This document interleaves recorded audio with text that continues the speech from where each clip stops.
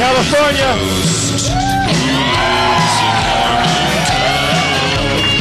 The Nerd Theater at Meltdown Comics, Sunset Boulevard. Harmontown is now in session.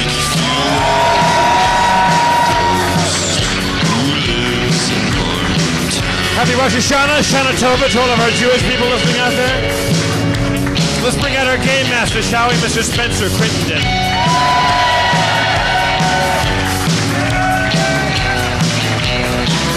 Oh, yeah. As he scampers nimbly across the stage like a mountain goat. Let's also welcome the mayor of Harmontown, Mr. Dan Harmon. Thank you. Thank you very much. You're too kind. What does that mean? Well, it's humility.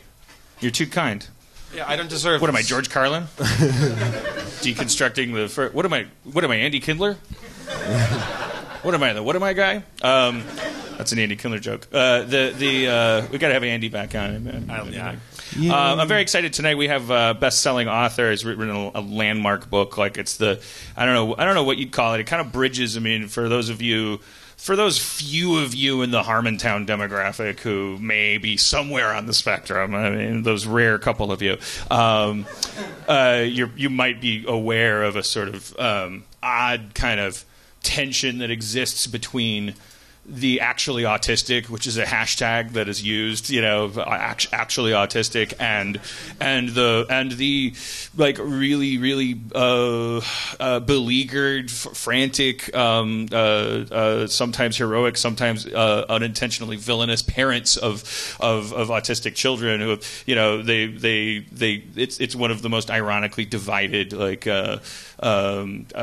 realms I find ever since I've been writing the character of Abed in Community. I've sort of been drawn into this world and fascinated by it, and this guy wrote this book that sort of like it makes holding hands across that schism somehow possible. It's a really good book. If you've ever had questions about autism, what the hell it is, which we all do because in the 70s we were cattle prodding children still. We can talk about that. They were called tingle sticks. It was one of the most popular. It was the guy that invented that treatment method was a hero to some of the most loving parents in the world because he represented a light at the end of a tunnel. And it's ironic. Zapping kids for not hugging you, and then lo and behold, after a while, they start hugging you. It was looked at. We did it. We cured autism. How much voltage was coming out of the tingle stick? It was tingly. It was a modified cattle prod, I assume they... I don't know how you calibrate it with an autistic child, because that's a mistake, right? Yeah. You can't calibrate it with an autistic kid. Yeah. You're going to zap him and go, what do you think? And he's going to be like, lemons. All right. Maybe up the voltage. Turn it up. Yeah. That sounds like a joke-making light of autism, but I obviously I care. Obviously. Isn't that obvious, people? I mean, I read the whole fucking audiobook. It's like 12 hours long. Wait, you finished it? I did by listening to it at double speed. Nice. So when I told the guy when I met him, I said, I thought you sounded like Martin Scorsese. Yeah. Well, so you can read because it. Listen to you can hear it double speed and it still scans. Like you can still dig it. Yeah, maybe I'm autistic. Yeah, no, you could. Yeah, I could. I've tried this with other books. I tried this with the Scientology book, and I found myself having to slow it down, but. I don't know if it's just the language of his writing. He's a great journalist. I'd love to talk to him about that too. I spent so much time reading his book that I didn't research his career, which is probably kind of awesome too. He's just a great journalist. And but here's what the book sounds like at double speed. Context of a conference, and the experience proved to be a revelation in ways that they couldn't have predicted. Viewed from the outside, not all that much happened. They brewed up cups of tea that would still be sitting there hours later, cold on the floor, because they suddenly forgot what to do with tea. Yeah. It's Scorsese, right? My influences in The Departed are largely Hitchcockian, but people don't know that. The thing about Hitchcock is he loved revelation. He loved revelation. But anyways, whatever. I'm in a great mood. My wife is coming home tonight. She missed her flight yesterday. I'm a little concerned, but like I've been seeing the picture. She has lost a stone, not a kidney stone. Damn. She's lost 14 pounds or more, which apparently the Irish still use stones to weigh stuff, which doesn't seem scientific because they come in all. I mean, which stone? Could be a heavy one. Do they round up or down to the nearest stone, or? I don't even know if what you're doing is a joke or. I'm asking an honest question. Well, I don't know what a stone is. A stone. He weighs 7 stone. What is a stone? Is it metrically? What is a stone? 20 pounds. Right. So you weigh 7 stone. So what if you weigh 125? She lost a stone, and I think I may have found it while she was gone. Like it was inside a donut. And I took a bath tonight, and I was like, scrub, like, because I literally, all right, like, I'm accustomed to the fact that this will elicit a reaction, but in honor of the book we'll be discussing tonight, I say this, I don't care. I haven't taken a shower since she left. Yeah. Oh my God, whistles. That's 5 weeks. People are shocked when they hear how little I am capable of showering. Is that 5 weeks? I don't. Yeah. Like I never thought about it. I never did it. You know, maybe my chiropractor was probably like, ugh, it's like a pin cushion full of stink pins. I know my chiropractor has OCD and like I know I must constantly challenge his career path. Like every time I leave his office, he must be like, why do I have to care about the human back so much that this man is in my life? Because every time I come into the office, I have to, because you face a table and then it goes and you go down, but I have to empty my pockets. And in my pockets are always just like, there's just like, you know, random drugs and like beer bottle caps and like house keys and just like wads of money. And he always the look on his face is like, I might as well be baby rats. And he always goes like, you have a little bit of lint on your shirt. And I'm like, if he's noticing lint on my shirt, he wants to hang himself. Because here's some other stuff on my shirt. 5 weeks of residue, you know, blood stains from my back acne. Yeah. I'm not compatible with and he was like, boy, if my mom saw that, like one time he said about like all my stuff, like he's like, you gotta get a money clip. Like, you keep telling me that, but 42, I think everything's kind of baked up here. Like I got my phone and I got my pocket that has all of my money, my wads of money. And I also feel like I probably lose like $600 a week, which is fair to me. It feels like karmic, because do you give to panhandlers and encourage panhandling, or as Spencer does, do you pull over when you see a guy recycling cans and like throw money at him that he didn't ask for to encourage industriousness? Are we B.F. Skinner? Is our job to program the homeless with our money? The actual solution is just ooze so much cash that you randomly just it just comes out of you. It's like actual trickle down. Yeah. Yes, if Reagan was alive today, he would be like, this is what I meant with the Star Wars initiative. That was the idea of like the Star Wars space station was trickle down justice, right? Like we were going to trickle everything down. So Erin's coming back. She may actually walk in during the show. She landed at 7:30. I got a text. It may have been no. Did you do a little arts and crafts project at home? I did. I cut out "Welcome Home" out of letters and hung them from a string. Yeah. Bare minimum. Right. But I really wanted to be there when the dogs saw her, because I feel like that would be YouTubeable. That's what's important.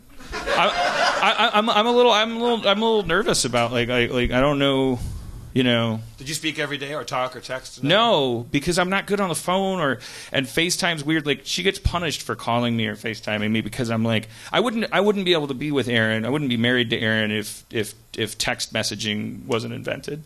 You know, if I wouldn't be anything. I don't think if they didn't come up with a technology that allowed me to like, you know. Like I don't just because someone calls you on the phone, especially FaceTime is especially like it's just the worst. Like isn't it the worst of all possible worlds? Because it's like you can't in a normal face-to-face conversation you have the option of minimized eye contact. Like you can't do that with FaceTime. You can't like look at a George Jetson screen and then just look like away. You have to like lock eyes with a deck of card-sized version of your wife and like stare at her, and then be like yeah. And then what did you do? And I drank some water. That's not my wife. This is an image of my wife. Okay. And then inevitably the other person on the other end goes like, all right, like which means you don't love me. And I was like what? And they're like, what? And I'm like, you mean I don't love you? Like, what? It's bad. FaceTime is bad for me. So no. And that's all I don't know. But then on the other hand, like my cat Viv, like she's sick. And like, so then like an emotionally like kind of stunted person, like the reason we like animals is because they make a convenient like trough to like because they can't, you know, you just so of course I'm like bawling about the cat. I like punched a wall, which I haven't done in 20 years. There's a big hole in the bedroom wall, and I was like rolling around on the bed going ah. I recorded myself crying. Because halfway through it, I was like, "This sounds fake." Well, you can separate those two parts of your brain that well, and God, like you're going through such a weird cry that yeah. No, because it was weird because I haven't done this in 10 years. I don't even remember crying like this. Let's see. It's gonna sound like Scorsese. Is this?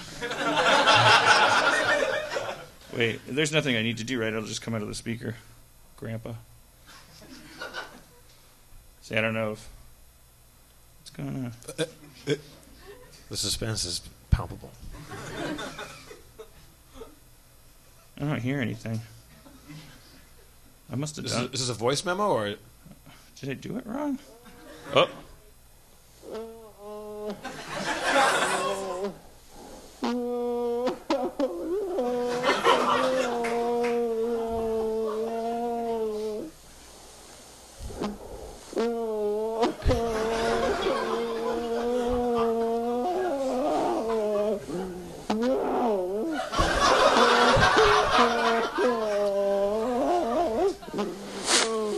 Are you a basset hound?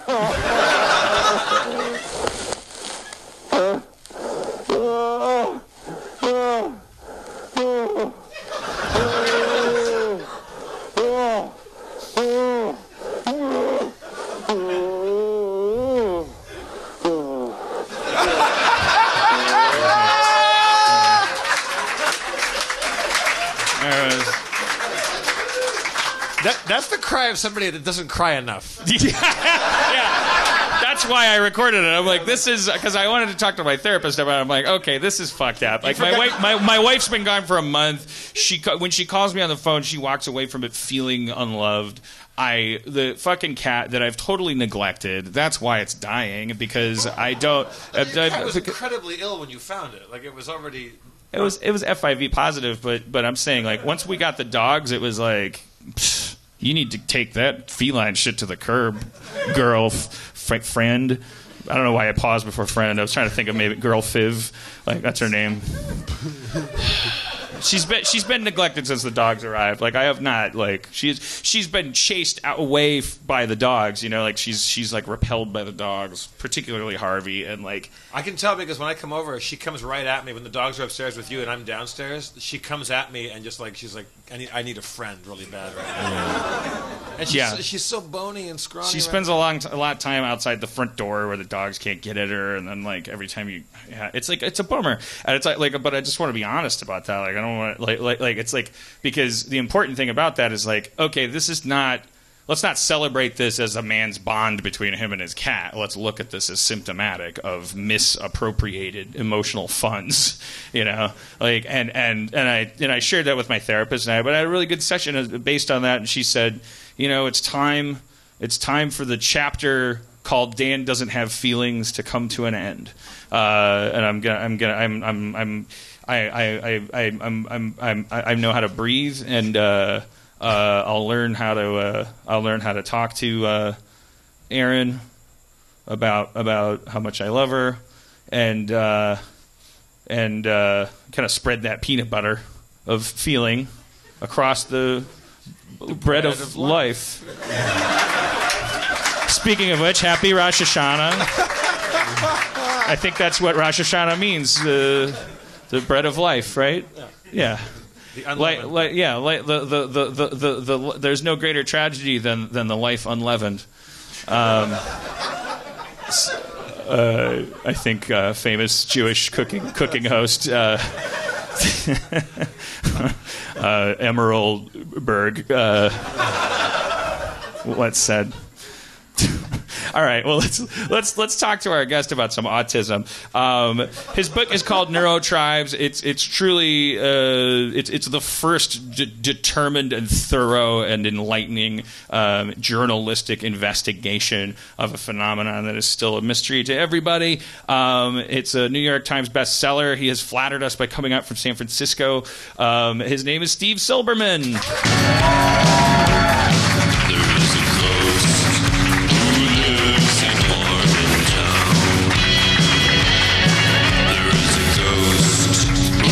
There's a microphone where your butt will be. Hello. Hello. Hello. Hi. Nice to be here. Good. Nice to be. Are you going to sit down? He's settling in. All right. Is that better? No, Is that better? I'm sorry that was off-putting. No. It's fine. There are no rules here except the ones you make. And I'm strangely adamant about them. Now I feel like I have to say you don't have to sit down. Steve, no, Steve, what you don't know is Dan, when a guest comes out, he takes the opportunity to sit down himself, and he doesn't want to be robbed of that repose. That's great. Right. Well, I guess I was kind of scared or delighted that you were going to launch into like just 10 minutes about airline food or something, because you were just standing there with the mic, and I was like, he's going to do stand up. High chairs slightly scare me. Yeah. Yeah. You know, one wonders if I'm going to teeter off or something. I wish we could. That's a good segue into our talk about autism, which because the big theme in the book is the realization, which is ironically realized long after Hans Asperger said it originally. His feelings on the subject lost to the ages until recently. That this is, you know, it's less about diagnosis and treatment than it is about realizing that there's different kinds of brains, and there's a lot of ways we can make the environment compatible to anybody that we happen to run across. That's true. Basically, in 1930s Vienna, he started seeing these kids in his clinic who were interestingly mischievous. They would steal a bunch of shit to build up their chemistry sets. They would get kicked out of schools because they didn't take the teachers seriously. It was sort of a clinic of last resort. One kid was, because there's a typical thing with, especially with mildly autistic people, is obsession with particular areas, and one kid was obsessed with poison and was there because he had stolen cyanide from his school. Yeah, exactly. There were red flags. Exactly. And some of the kids ended up there like through the court system and stuff. And the thing about this clinic was that it was an amazingly progressive place, because it was like half clinic, half school. Like kids wouldn't just kids wouldn't just get brought there for a diagnosis or whatever. The people who worked in the clinic actually lived with the kids and observed them, like tying their shoes in the morning if they could or couldn't. And that's how they learned to recognize autism. And Asperger and his colleagues believed that autism and autistic traits were very common. And in fact, that people with autistic traits had been accelerating the evolution of science, technology, and culture for millennia. and were already familiar to all of us through the sort of pop culture archetypes of the absent-minded professor. Right. Doctor Who. Right. Well, that wasn't invented yet, but autistic people would soon make sure that it was. Is that a character? But I mean, before the word Asperger's, which, by the way, it should be noted, Asperger did not. He didn't discover Asperger syndrome. No, he discovered what we now call the autism spectrum. And was saying in the beginning, this is a spectrum, and this is and it was later, what was it, the 70s, when somebody coined the phrase Asperger's syndrome? Yeah, and that was a marketing term, actually, right. Because it was an autism diagnosis that did not contain the word autism. And one of the reasons why it proved to be so popular was that it did not carry the heavy burden of shame and stigma that the word autism carried, because parents had been blamed for autism, not by Asperger, right. One might note. By Leo Connor. Leo Connor. The Edison to Asperger's Tesla there you go. in the discovery of autism is a parallel I kept thinking about. What an appropriate parallel. Yeah, because Edison was the more successful one, he was the more neurotypical one, and he was better at issuing press releases, and he was American. And I mean, he had two advantages over Asperger. He was, even though he actually was from Eastern Europe too, he lived in America. He worked at Johns Hopkins Hospital in Baltimore. But even better from the perspective of history, he didn't work for Nazis like Hans Asperger did. Because Hans Asperger's wonderful clinic in the University of Vienna Hospital, well, it happened to be in a country that the Nazis marched into in 1938 to annex for the German fatherland. And so at that point, Asperger's position in his culture became very, very tricky, because the Germans, inspired, by the way, by American eugenic scientists, were attempting to basically flush people with hereditary diseases and disorders out of the gene pool. This is one of the craziest things about this book, because it's completely unexpected. There's probably whole entire books written about this stuff, but they probably tend towards conspiracy dramas and things like this. But the cold hard facts are that the things that Hitler's reading while he's in jail before he writes Mein Kampf are coming from our side of the Atlantic. Exactly. We were becoming obsessed with eugenics, and unashamed of them, because they didn't have the current stigma, because there weren't no Hitler yet. Exactly. You describe a conference where it's like the World's Fair of eugenics. Yeah, exactly. And there, by the way, there was a slogan in use at that conference, which was echoed in Orphan Black recently: the self-direction of human evolution. That creepy, leaky guy. That was actually a real slogan from the American eugenics movement.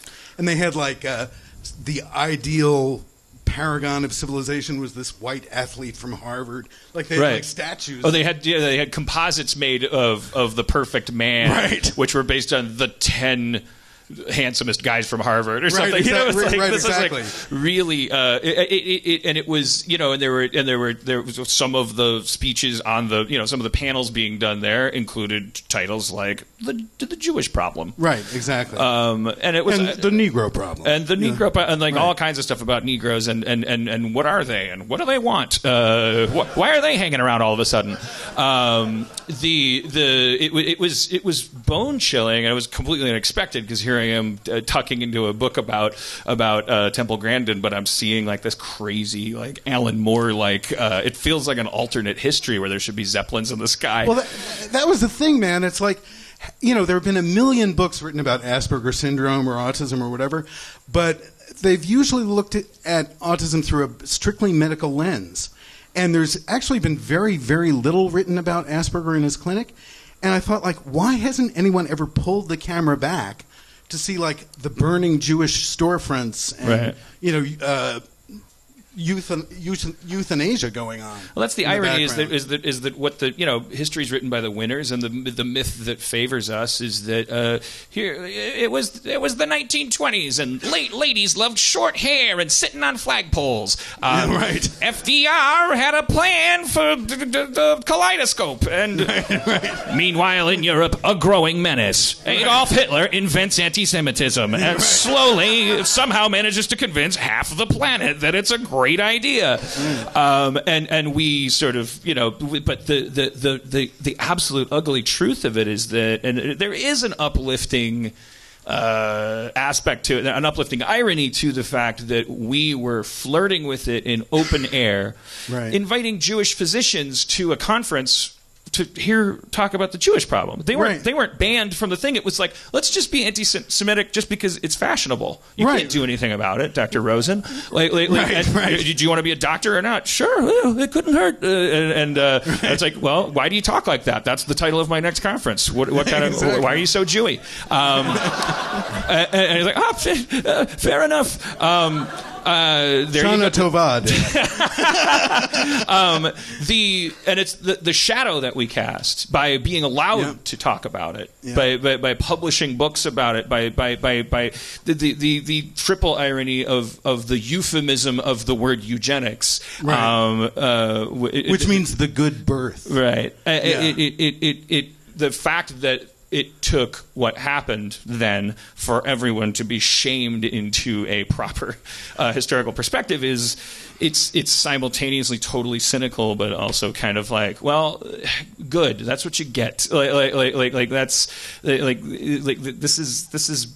Language is thought, and thought is deed, and you can't just walk around seething with hatred and be polite about it. That is going to end up being the same as like actual bad physical things happening. Right, and also that at some point the Nazis must have been like, why are the Americans objecting to this? We are just putting their theories into practice. They must have absolutely, like Vonnegut used to muse, like they must have thought for a while, like they could flip a coin, like which side's America going to come in on? Right. Because we were certainly making money from both sides, selling oil and bullets and things, before we got into the war. It was like, so I'm sure there were rooms in Nazi headquarters where they were like, there's still a good 40% chance when they finally come in. Right. Oh, guys, Pearl Harbor. Fuck.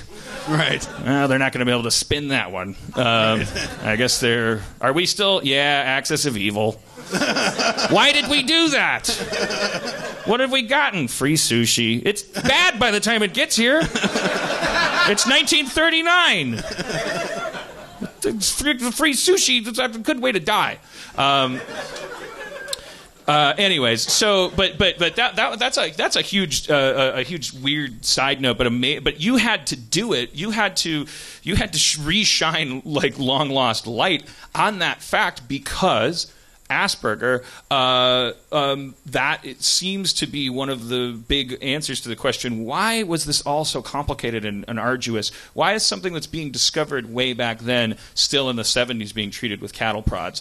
And part of the answer is because Asperger is just like bound to, there's pictures of him and there's swastikas somewhere in the picture. Right. But the story is worthy of a Robert De Niro movie or something. Like, I mean, the guy was a hero. He didn't like no Nazis. Well, he was a complex hero. I mean, we have no idea. He probably had to make some concessions that we don't know about to not have his head chopped off. Basically, you don't mention any of those in your book, but I mean, you paint a picture of a guy who, by virtue of his love of these children, is absolutely horrified by the idea. And he's sort of some of the ironic concessions. Dan, could you use the word ironic more tonight? One of the stranger and more poetic concessions that he makes that you're talking about is that he tries to make a case for these kids continuing to get treatment because they'll make good code breakers one day. Yeah, exactly. And if you think about it, with Alan Turing, we use the Aspergian brain to break the German codes, but they were too busy killing the children that carried those genes to make use of those talents. The children that invented as they entered adulthood, if they were time and time again, what we're seeing is like, it's we on one hand we have to eschew the myth. I don't think anyone suffers from this myth anymore. The idea that every single person with autism has some kind of hidden superpower like an X-Man, but it is true time and time again that through environmental understanding, doing the equivalent of a ramp for if someone is bound to a chair, right. Which, but in this case, involves sort of opening your own mind, changing your own time scale. The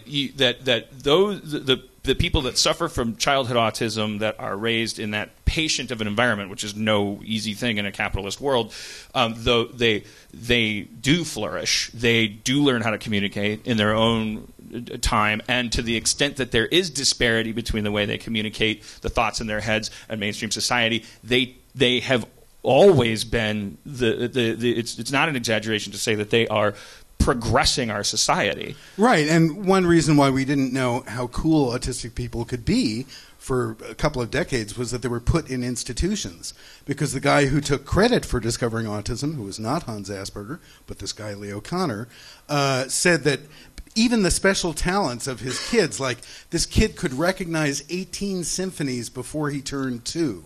He could correctly identify 18 symphonies.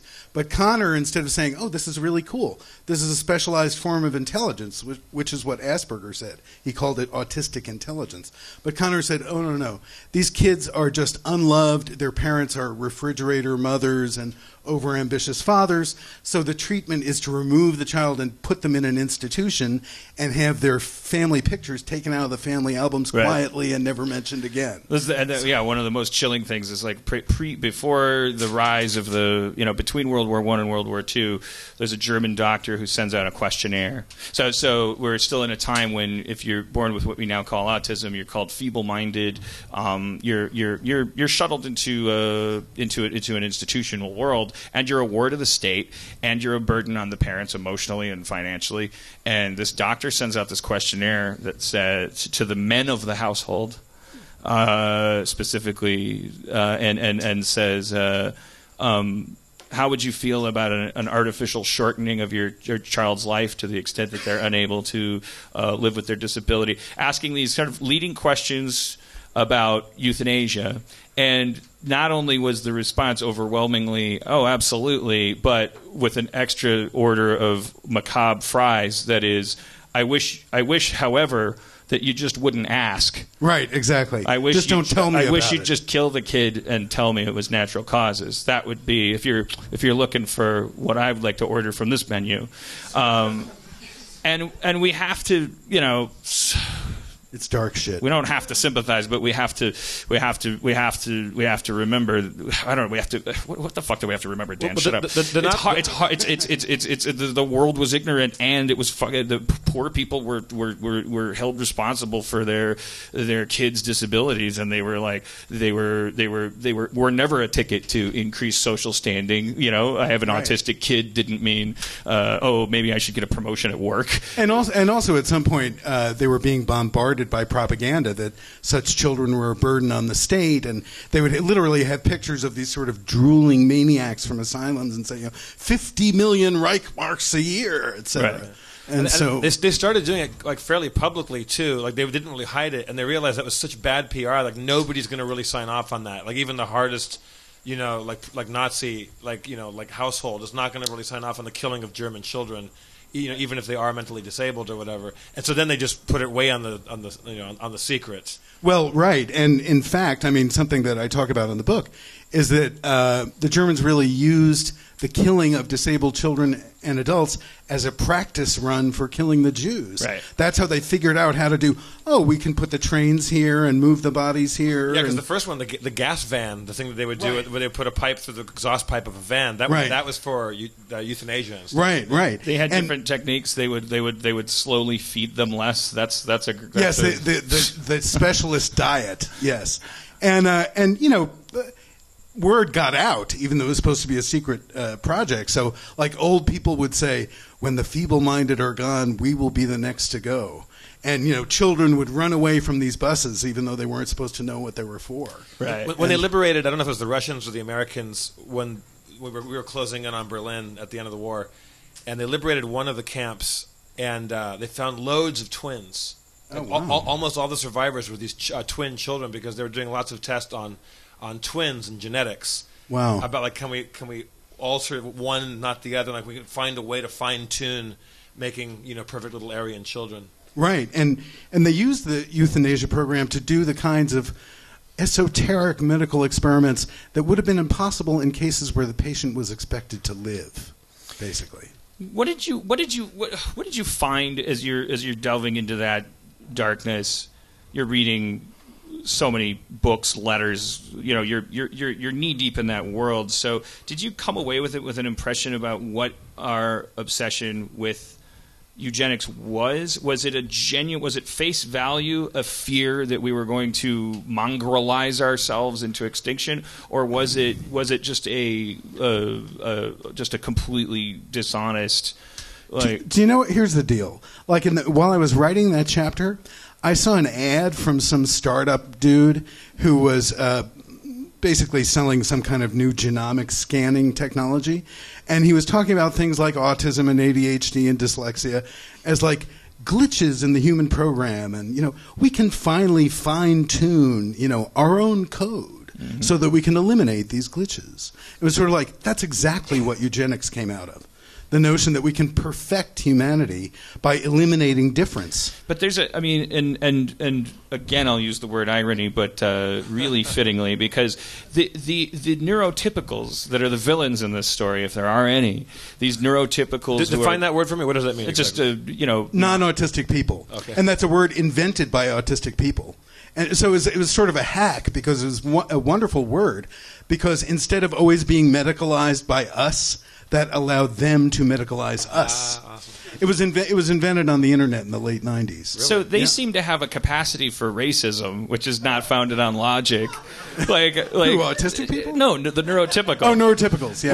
But isn't that a little strange? I kept waiting to hear stories about Hans Asperger. He was surrounded by Nazis and completely incentivized to toe the line to the point where you're cautiously assuming that if we saw every moment of his life, we probably would cluck our tongues because we probably would. But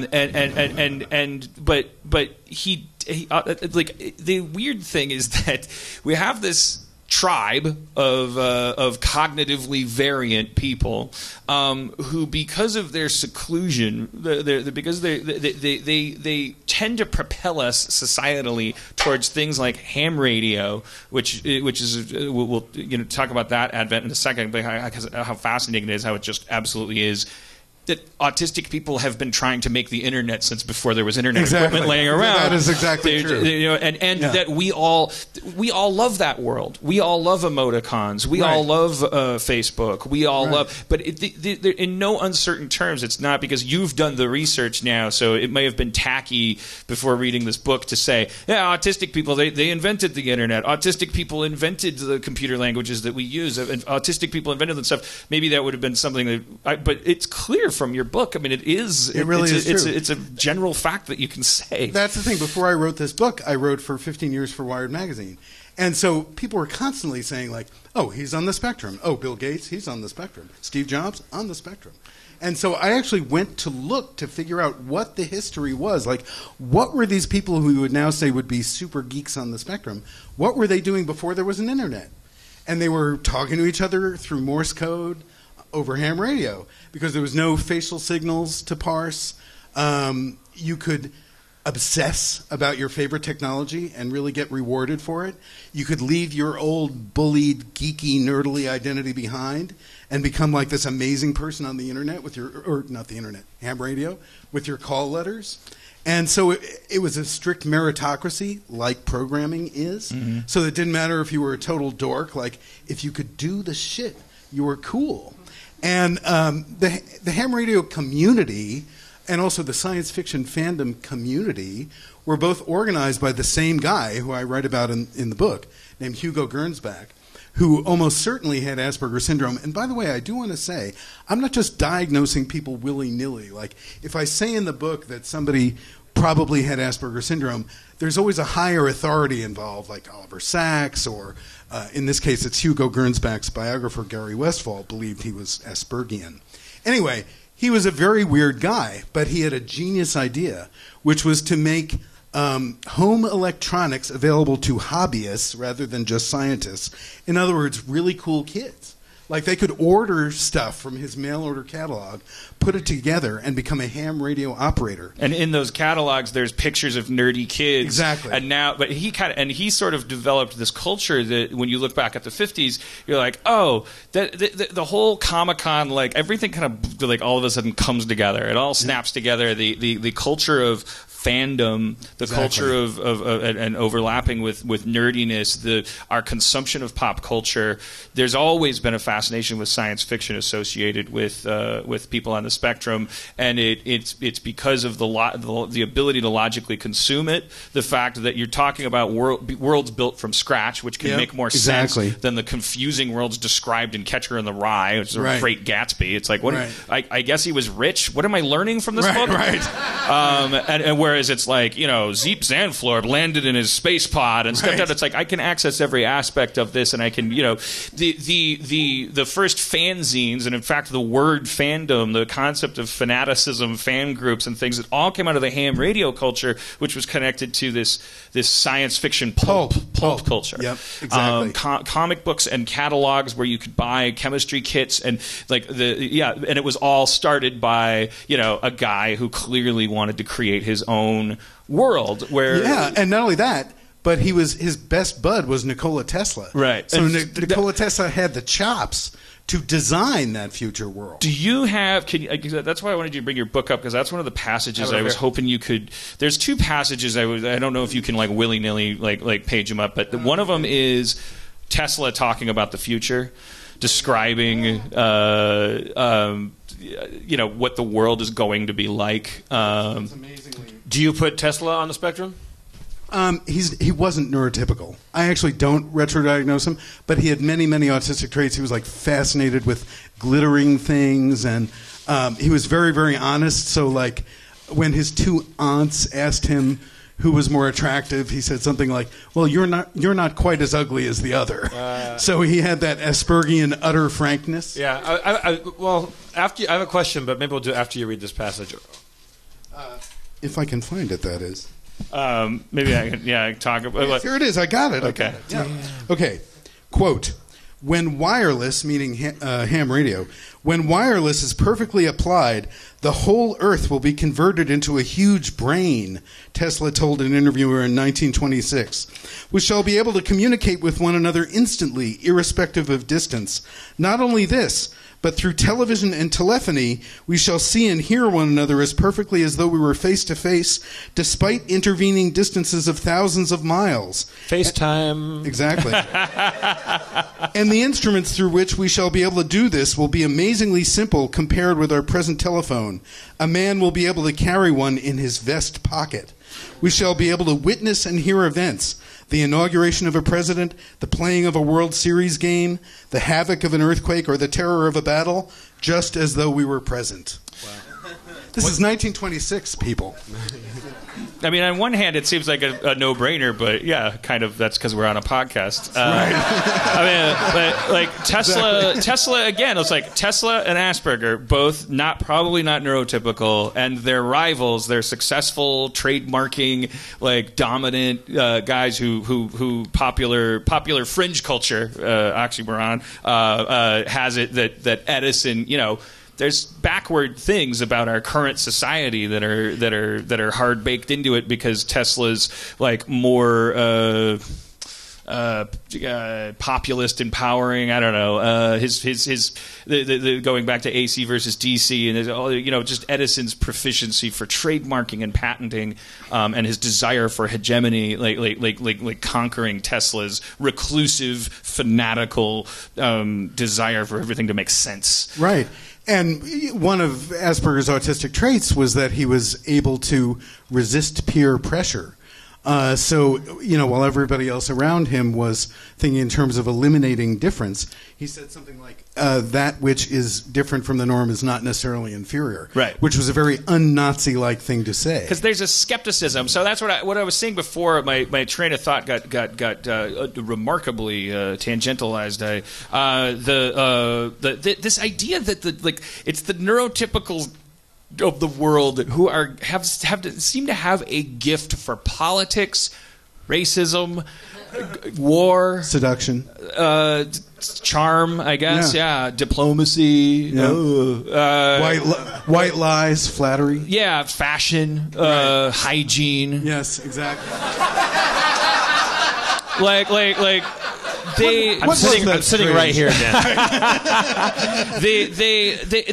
But the weird thing about it is these are all these are all things that if an autistic kid wants to memorize a map of Los Angeles, my friend Chris McKenna has a couple of autistic loved ones in his family, and like describing their one of their obsession with like road maps and things, and like just every time he meets somebody, he asks them where are they coming from and where are they going, and then that's his conversation is that.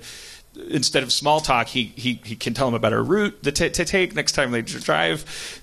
Can I just jump in and tell a little anecdote? I went to an autistic retreat, so I was one of the very few neurotypical people with like about 70 autistic people of all ages. And the second day that I was there, I went up to a guy who I thought was cool the night before, and I said, "Hey man, how'd you sleep?" And he said, "Why?" It was like an excellent question, and I realized like how much fucking energy I put into like reputation management. Like every time I walk into a room, "Hi, how'd you sleep? I'm charming." It's like right. Wow. I've been such a. I mean, I have to share this because it's something like, and I have no idea if the person I'm talking about is. I'm certainly not qualified to diagnose him as anything, but there's such a. I had an encounter like that where I went up to somebody at a party and I said, I stood next to him and I was like, this guy. He gets picked on by people. I love him. I'm an outcast. I'm gonna log some hours here. I'm gonna be a wonderful guy and I'm gonna talk to him, not cool people. And so I stand next to him and I look around the party and I go, wow, looks like everybody's here. And he's like just spent the next 8 minutes in a monologue about how I'm like well, I didn't get the list of people that should be here. I wouldn't be able to compare the thing. It was maddening because in my mind I was thinking, you little prick. I'm stupid here, and it's like that happens on a cellular level all the time in interactions. But like what's at the core of it, of course, when you take a step back from it, is like you said, like why am I asking how someone slept? What is it? Yeah, we could have spent that time inventing something. Right. I love this early science fiction fandom nickname for neurotypicals was the mundanes, and so it's like. Those are the people who think they rule the world. But actually, the mugwumps. How easy is it to go back and reverse diagnose people? Like, I mean, are there certain can you look back at Dostoevsky or Chaucer or these people or for instance, like, is there a way to kind of definitively say, or you can kind of guess and it's you? Yeah, well. Some people are much more promiscuous about their retro-diagnosing than I am. Mm-hmm. Like, I'm a science writer, so I have to be strict. Right. Is there an etiquette? That's another thing. Like when I was in Wired and I did that interview where I told the guy at the end of the interview, I was like, by the way, and I took a quiz online and it's like, maybe I don't know. And then I like seeing it in print, I'm like, so tacky. God. And where there's tackiness, there must be etiquette. Is there a guiding principle for this? No. I mean, some people seriously self-diagnose and, I believe it's called self-diagnosed peer-supported in the autistic community. So it's like basically if your peer, if your allegedly autistic peers say, yes, you are like us, then it's cool. Right. If you just declare yourself autistic and there's no one to gauge yourself against, it's not as cool. Right. But the thing that I'll say is, I mean, people often say to me, don't you think we're just diagnosing weird kids too much? I don't actually believe that because virtually everyone who I've met who had an official diagnosis really did need special forms of support and whatever, and had a hard time passing among the mundanes. Yeah. Well, you in the beginning of your book, you talk about in your introduction, talking about the emergence of the concept of neurodiversity, which is simply to say that ADHD, dyslexia, all of these things, which, by the way, all of my friends, so they're like Justin Roiland, definitely ADHD, co-creator of this cartoon I made, like Joel McHale, dyslexic, Rob Schraub, dyslexic, like probably ADD too, like those letters kind of like, if you live in Los Angeles and you make stuff, you're always like, and the refreshing thing about your book is that you don't have to now think, am I being tacky and fashionable by diagnosing? It's just, well, these are traits. These are autistic traits, like whatever. Which are not rare. Which are shared as by Asperger everybody. knew. Yeah. Right. And I mean, when I first came across your community here, I thought that it was kind of like looking at broad swaths of the spectrum through the other end of the telescope. Like most people look at, autism only through the medical end of the telescope, But if you look at it through the cultural, like that's why I called my book Neurotribes instead of like some word related to disorder. Like I don't claim to know what the order of the universe should be, so I avoid the word disorder. But there are certainly. And if you just wanted to sell books, you would have called it Titties. There you go. Titties inside. Neurotitties. It's a pop-up book. Someone's buying that domain name right now. I would bet you anything it already exists. But I think I'm cutting you off to talk about what you were trying to talk about, which is that you describe yourself as profoundly neurotypical. I am. You're very, very outgoing, friendly, and you admire. You're a fan of the autistic community, as I also am. In your case, it's not so much out of a sense of kinship. It's almost like a sort of like sibling kind of. Yeah. You actually admire the things. The qualities that you do not have. Exactly. Great minds do not necessarily think alike. And so you've been a messenger. I mean, your book that you've written, you've surely noticed that the autistic community is. Tell me if I'm wrong or right about this, because that's how I found your book, because I just check in with the autistic community because I find them amazing and fascinating, and especially in regards to their conflict with groups like Autism Speaks, and the ironies that ensue. I've read more than one essay by an autistic adult, sort of celebrating and also rolling their eyes at the fact that it took a neurotypical to be the Marco Polo of autism's China. It's like, that's true. Now these parents are listening, that won't listen to us because a neurotypical wrote a New York Times bestseller. Right. Well, at my book launch, I was very, very happy to see. We had a party in the Haight-Ashbury in San Francisco, where I live, and I was very, very happy to see actually autistic people in the audience, because usually there's like this huge divide between like the Autism Speaks parents and the clinicians and the autistic people, but kind of everybody was in the same room there. And what was really great was at some point in the Q&A afterwards, somebody asked me like, what do you think the virtues of getting a diagnosis in midlife are? And so while I'm thinking about that, I'm thinking like, who the fuck? I'm not supposed to answer that question. We have experts here. So, I asked if there was anybody in the autistic section, sort of, they were sitting together, wanted to answer the question. And this woman stood up and she said, getting a diagnosis in midlife was like finding the Rosetta Stone to myself. I was like, holy fuck. I couldn't have come up with that. Is there a lot of tribal pride among autistics? Well, there is now, but that's after decades of like being brutalized and exterminated, and yeah, are there groups of like autistic people like playing World of Warcraft in a room right now, going, "The fucking mundane called me up earlier," and is it fun for them to rib us about being neurotypicals? And, sure, yeah, definitely. In forums and not only that, like one of the first things that I figured out by going to that autistic retreat was that most of the clinical stereotypes about autistic people were completely wrong. Like there's this belief that autistic people like lack a sense of irony, don't get satire, and they don't really have a sense of humor. And so this one autistic guy who had just been appointed to the National Council on Disability, Ari Ne'eman of the Autistic Self-Advocacy Network, was introduced to the group. And so they were doing flappause, which is this. It's like turning this stigmatized behavior into a symbol of celebration. And so from the back, this girl said, yeah, it was nice because it also doesn't create this startling burst of sound that freaks them out, So from the back of the room, this young woman said, "We love you, Ari, if we were capable of feeling such an emotion." The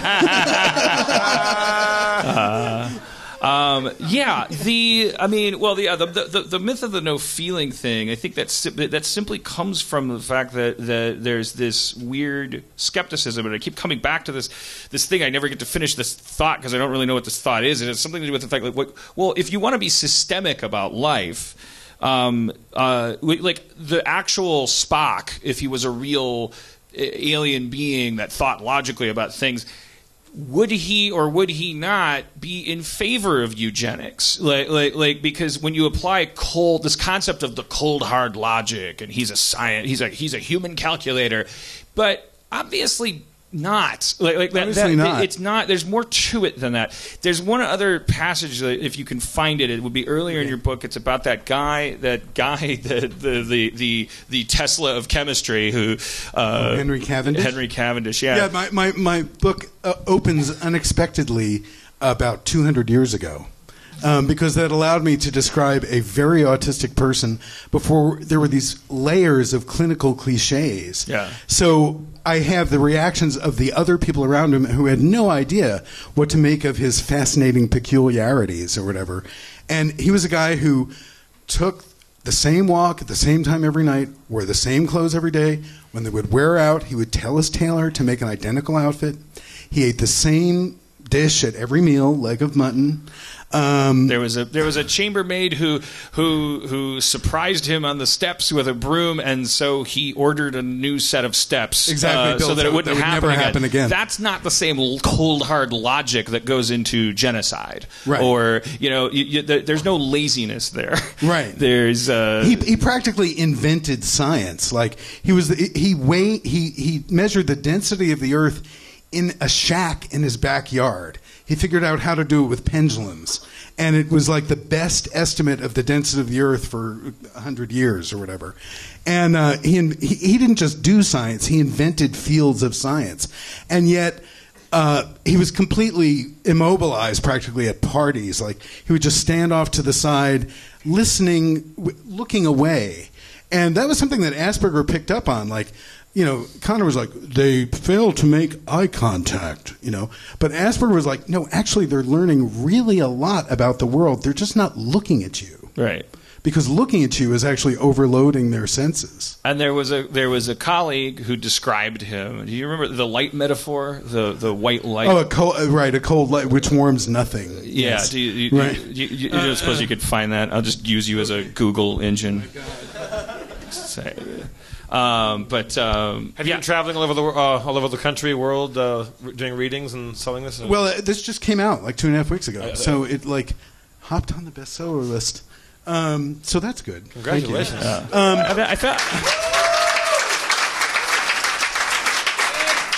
But don't we need different words for things like compassion in a world where the people who have been responsible for creating a more Roddenberry-like world are accused of, are describable as not having it, and yet the people who have been trying to cure them in childhood are people who are cattle prodding them. Right. The people who supposedly have the empathy that these people lack are the people sticking cattle prods on them. I feel like there's a word we're missing in the English language that maybe an autistic person could invent for us, so that we can stop making that there's a distinction we're making that's not 100% accurate about whether they're feeling things. That's true. And the great thing is that once the internet was finally invented, and I talk about how a very autistic person helped invent the first social network that was open to the public.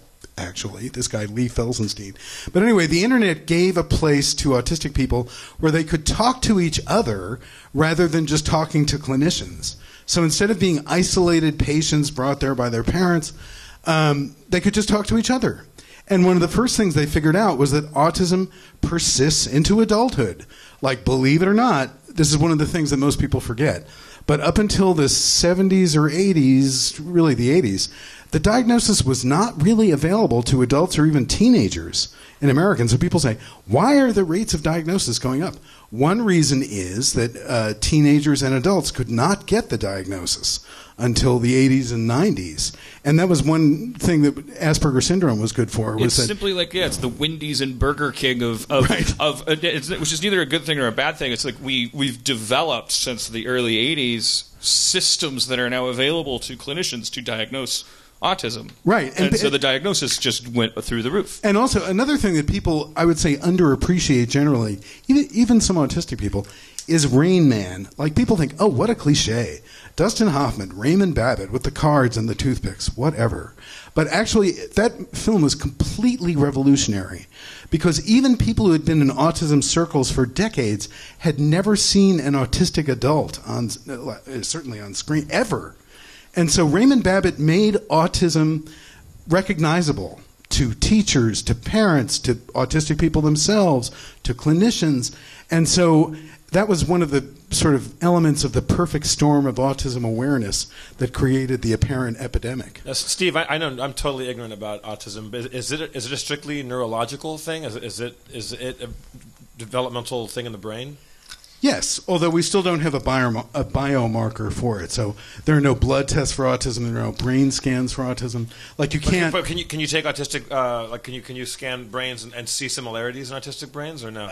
Well, that's the subject of much debate. But the problem is that every 6 months another study comes out. It's too much white matter. It's too little white matter.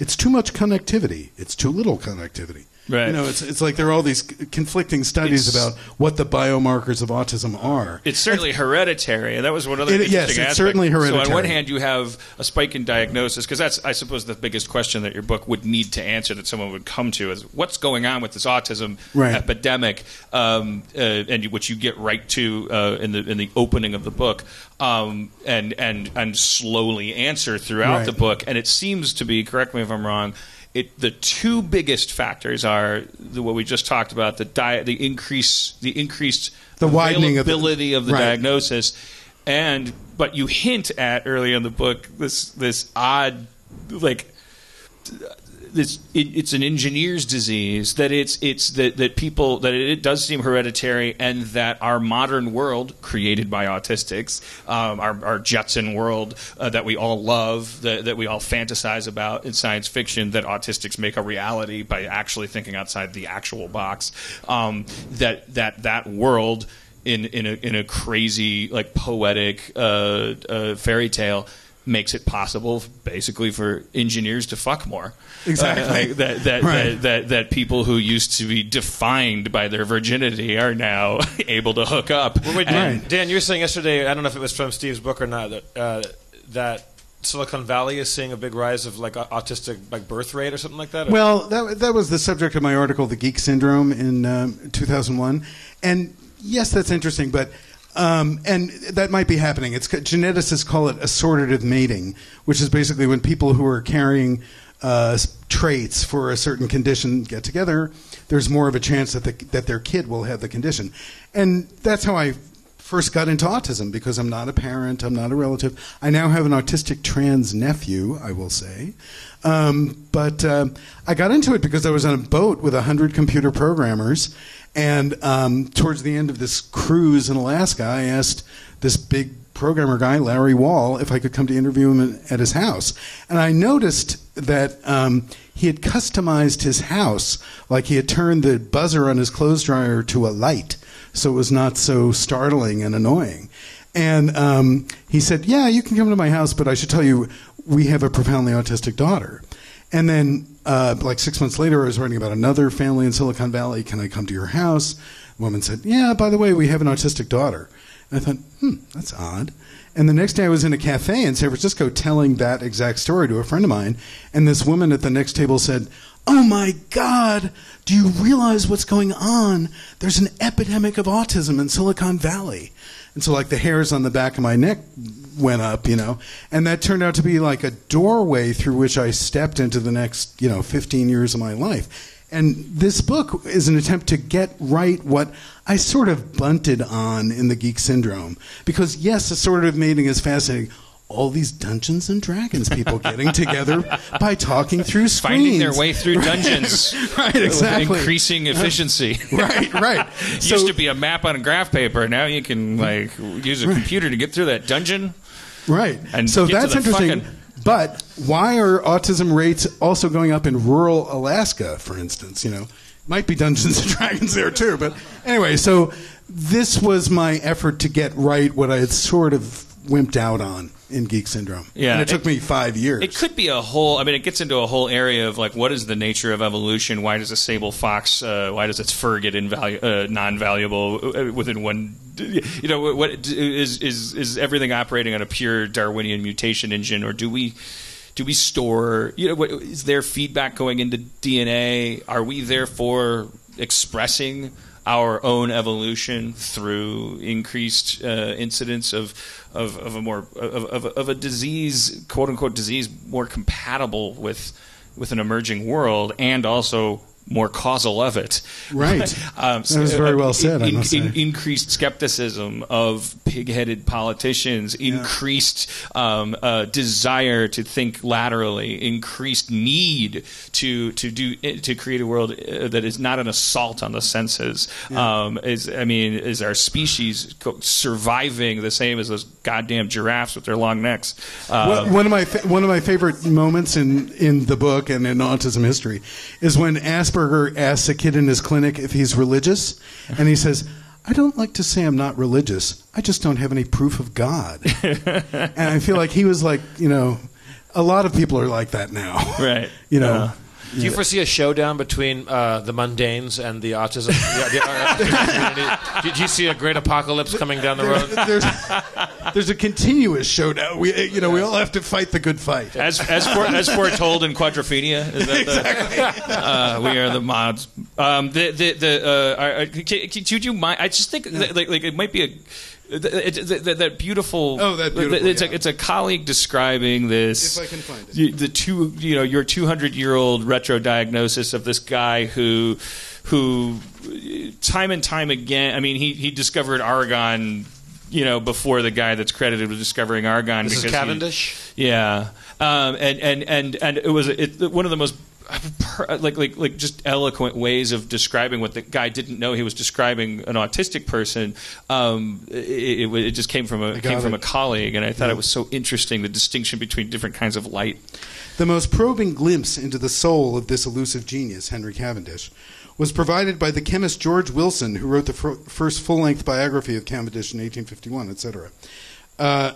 He painted Cavendish's emotional life as a series of negations.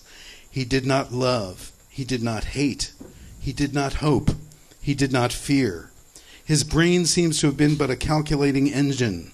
He was not a poet, a priest, or a prophet, but only a cold, clear intelligence, raying down pure white light, which brightened everything on which it fell, but warmed nothing. Wow. I like it. And it's 9/11. Another cold light that warmed nothing.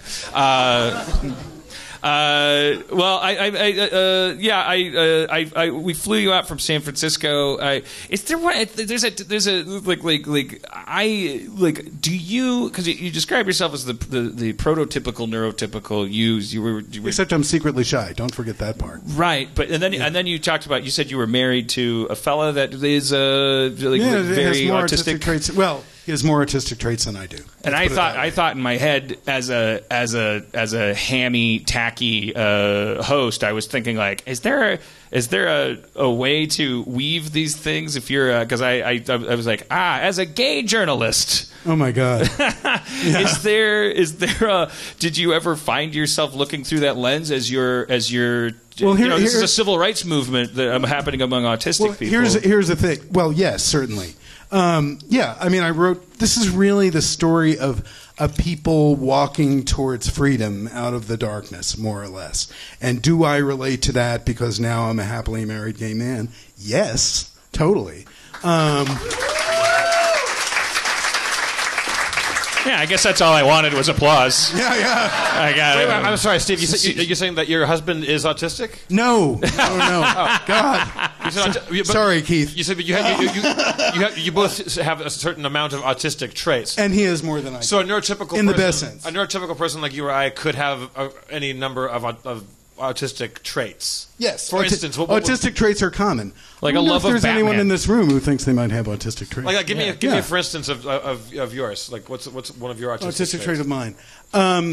In social situations, I feel like I'm running out of energy, and I really need to get someplace where I'm by myself and not so worn out by constant attention. All right. So that's one. Obsessive focus.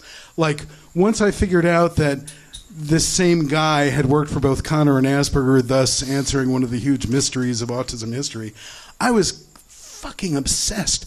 Like I remember this moment when I really wanted to be able to see a room in Vienna in 1938. So I literally like plowed through Google Images until I found a picture of that room with the portrait of Hitler behind the podium. And it was like, yes, I am God. I can see into a room in 1938. How would you describe when you're researching? That's a question I have as a dropout journalism major, and because I sometimes find I tried to find out how coconuts work the other day, and I was astounded that there was no information about it online. Not the specific kind I needed. There was so much of one kind. As a person who what is is now the mechanism in the coconut that confuses you the most? Yeah, did you? So you didn't get to the bottom of that. I didn't understand. I couldn't look. I was looking at a coconut. I had ordered a coconut filled with ice cream from my local vegan store because I'm healthy, and I was eating out of the coconut ice cream, and I was like, this thing is fucking amazing. It's so good. And I started looking up coconuts, and it was like, yeah, like you can make oil and all this shit. Like it was like, but the thing that kept plaguing me was like, why would trees, like an apple is designed to make a chimp want to eat it, or a raccoon or something, so it poops out the seeds somewhere other than where the tree is.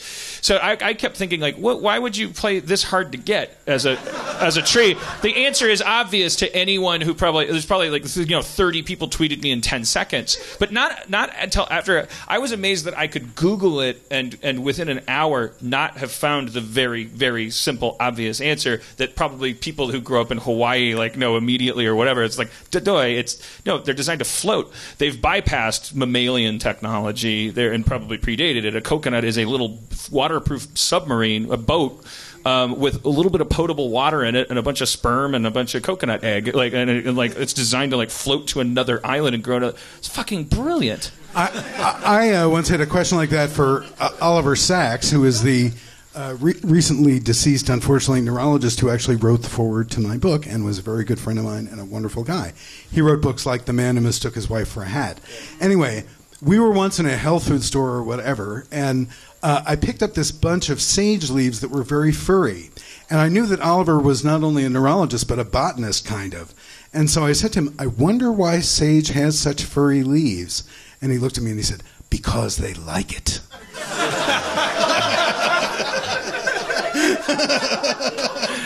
That's an unsatisfying answer. And you're like, do you like hanging out with me? I wanted you to come have a barbecue, but if you're bored or you want to wait in the car, I'm just trying to make small talk, man. Now, did you obsess on the sage leaves and go look that up? Did you ever? I didn't go look. No, it was satisfying. I'm the same way. I'm a slow reader, and I Dan listened to your thing at double speed, and it made you sound like what's his name? Martin Scorsese. I'm a fetishist with paper and books. I'm kind of a slow reader because I have to stop, look up every word I don't know, or even if it's words I do know, I go, what's the etymology of that? And then I'll go down rabbit holes of where did that root come from, and then I have to go back to a bunch of other pages because it reminds me of other words, and then I have to look at all the pictures of the inside of the room, and if they reference a painting, I have to look at all the artist paintings. I did that for 5 years writing this book. Well, so that's what I wanted to ask. Selfishly, just to interrupt, because that's my thing. It's like, so if coconuts were president, no. If I can't, just give me a second. If I can't find out about coconuts in 2 hours on the internet, my question is, how much information is actually on the internet? You said this is a 15-year. You describe yourself as sitting in stacks of books at universities. It's true. How much of our information is, and of what kind, is making it over to the Skynet? Is there a bias toward a certain type of information? Are we learning more about lightsabers and less about Bob Dylan, and or is it or more about those two things, and we know nothing about? If you've spent 15 years researching, I try to port things into the internet that otherwise might not make it. So if you guys have cool shit, whatever it is, like that's not in digital form, just try to make it available in digital form for people, you know, because some guy 300 years from now is going to be writing the definitive book on something, and he's going to find your shit, and it's going to like be the central piece in some enormous world-solving puzzle. But also, you're like finding out all these amazing, like the fact that, well, we didn't even talk about this. By the way, Asperger, Connor, to round out his role as villain, very clearly, like if you type those names into the internet, you will see that they like simultaneously started diagnosing autistics at the same time. You actually Woodward and Bernstein to this shit. Right, I Woodward, right. I figure that's the thing. Since forever, as they say, since forever, people have said that Asperger and Connor discovered autism virtually simultaneously. An amazing synchronicity, one of the great medical synchronicities of the 20th century, which I even say in the Geek Syndrome. Anyway, it turns out that Asperger had this chief diagnostician named George Frankl, and he had a Jewish problem with the Nazis. He was Jewish. And so George Frankl was rescued from Vienna in 1938 by this guy in Baltimore named Leo Connor. Oh! So the same guy, like for autism heads, like that's huge. Like it's a huge scoop. But here's the crazy thing. So I'm reading the book and going, man, this Connor guy, what a villain. And then but he was heroic because he saved Jewish scientists and clinicians from the Holocaust. So basically everybody in my book is really complicated. And if he buried his connection, his inspiration, right? He really buried. He may have done it because Asperger was associated may have with been Nazis. associating with Nazis. It may have been for an altruistic reason. Right. It may have been. So yeah, here's the deal. So Connor in 1943 becomes the world's leading authority on autism. Somehow, for the next several decades, he never mentions Asperger's work, even though Asperger's chief diagnostician and a woman named Annie Weiss, also from Asperger's clinic, were with Connor when he, quote-unquote, discovered autism. Like, no one knew this before my book was written. And so, basically, Connor never mentions Asperger's paper. So people say, well, he just didn't read it. It was written in German, Connor's native language. Well, he somehow overlooked it because it was in this obscure German medical journal, one that Connor cited numerous times in his work. You know, and so the one time that Connor mentions Asperger's name in public is in this very dismissive book review written in the 1970s, and he says, oh yes, Asperger.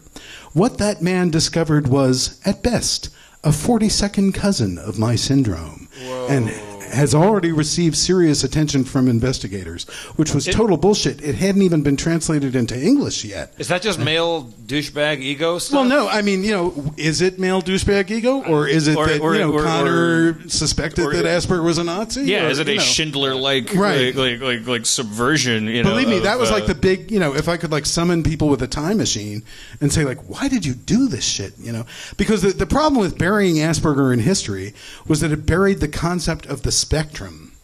So Connor defined autism very narrowly.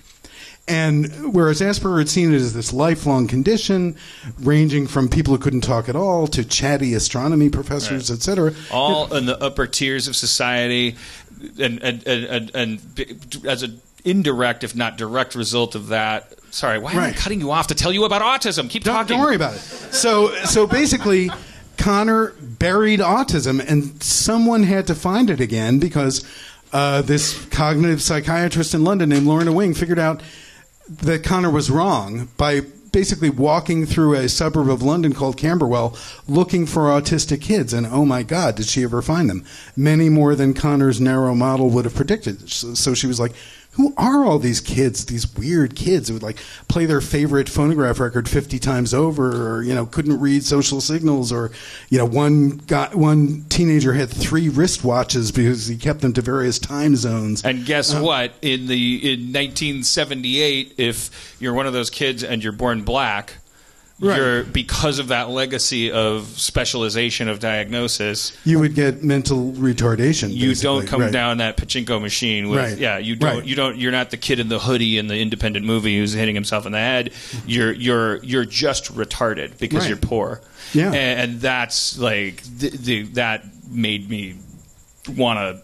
Right, people, and the anti-vaccine people, I don't want to stereotype them either, but they say stuff like, Jenny McCarthy once said, "There were no autistic adults in the past. It's all now." Well, that would be news to my many middle-aged autistic friends, I have to say. But it would also be news to the 2 generations of autistic people who ended up in institutions. So for 30 years, between the 40s and the 70s, Asperger's findings were all they were in a journal. They were just buried away. Yeah, they were right, and there were like 5 guys in Eastern Europe who knew about his work, or 10 guys. So that was unearthed how? That was unearthed how because Lorna Wing did one of the first basic prevalence studies of autism in the general population. In other words, unlike Connor, she didn't wait for autistic kids to come to her office. She and a colleague named Judith Gould went out and pounded the pavement and dug through medical records and special schools and all this to look for autistic kids. And she saw so many of them. She was like, what the fuck? What is going on? Why didn't anyone notice these kids before? And so then she stumbles over a reference to Asperger's paper. And it was actually in a journal that Connor edited, and it was a paper designed to make Asperger's work look like a separate thing anyway. But she's like, what is this paper? Who is this Asperger? She didn't speak German. Her husband did. He translated it for her. She reads it, and it's like, this is it. This is the autistic continuum. That's what she called it at first. But she eventually thought continuum was maybe too science fiction-y a word or something, too dry. So it suggests that there's no distinction. Right. Spectrum suggests a rainbow. Right. And plus it was a nice natural image, So, basically the concept of the autism spectrum came from Lorna Wing rediscovering Asperger's work after it had been buried by Connor for many, many decades. Is there before we let you go, we've milked you dry. I really appreciate this. Has been amazing, an amazing interview, which I'll credit myself. Absolutely, I've really done a good job interviewing you. I did a good job booking you. We had a New York Times bestseller on our show about autism, which all of you clearly have. I did a solid for all of society, and I wove gay people into it. I'm the greatest man alive tonight. But I want to throw you a bone. So, is there anything? What kind of bone exactly? I know you're kind of like.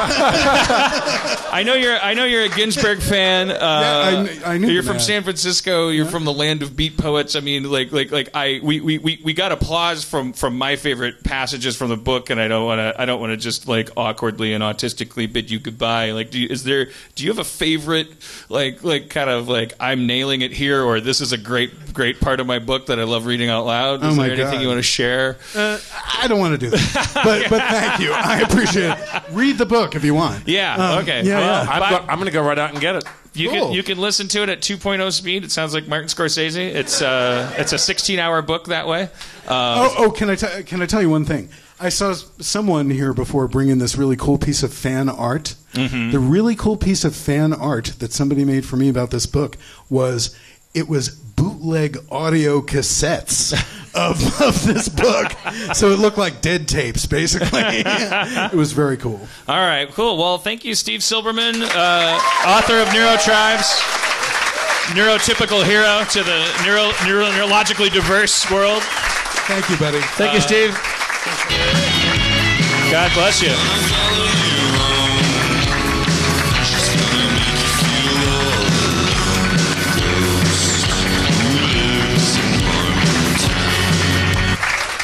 It's called The Legacy of Autism, Neurotribes, The Legacy of Autism and the Future of Neuroadversity by Steve Silberman with a B. Let's get my wife out here. I saw her. She's back there.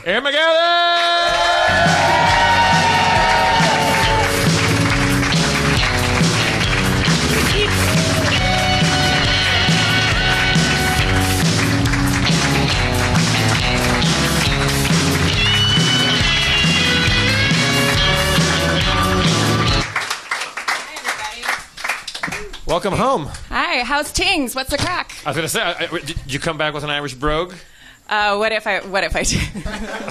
Hi. Did you come here from the airport? I did. I just landed like an hour ago, and I brought gifts for everyone. I was in Ireland for almost 2 months, and I got these at the Heathrow Airport. You pass these around. These are some Kinder Friends. Oh, open those up. Eggs, right? They make the eggs, but those are like little bars. I'm gonna toss these back. These are some Cadbury Dairy Milk caramels. Oh, Everybody. damn. So just open it up and pass them around. I love the Cadburys. Jeff, I brought you the Holdsworth Sensational Collection. These are some chocolates. Ooh, thank you so much. That was a real reaction, by the way. Spencer. Oh, damn. Oh, shit. Spencer, I thought you would want to try the Coca-Cola Life. Oh, yeah. And these are birthday cake M&Ms. What's Coca-Cola Life? Yeah. It's yeah, Stevia. It's just in Europe, and it's I don't know. Yeah, there's something. It's not sweetened. It's sweetened. I love stevia. stevia. It has calories on it. It's like supposed to be like halfway between Diet Coke and Life. other things. Oh, Aaron, the chocolate is so good. All right, Oh, my Lord. Dan, these are for you. These are jelly babies. Oh, shit. Doctor Who eats them. Oh, here's some more chocolate. Is this sad? I just realized, was I nervous about coming back to Harmontown, and did I buy chocolate so everyone would be happy to see me? Somebody throwing bags of chocolate to a crowd is never sad. Dustin, this is for you. This is an energy drink called Relentless. Relentless. There's a